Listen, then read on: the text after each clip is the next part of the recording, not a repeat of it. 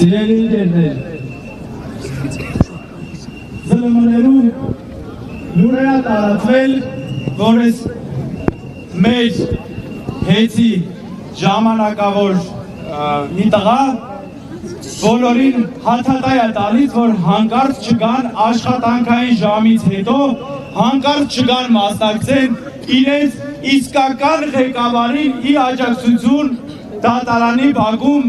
կազմակերպված, ինքնակազմակերպված այս մեր միջոցառմանը։ Քանի որ ես էլ արդեն շատ ծանոթներ եմ տեսել ստեղ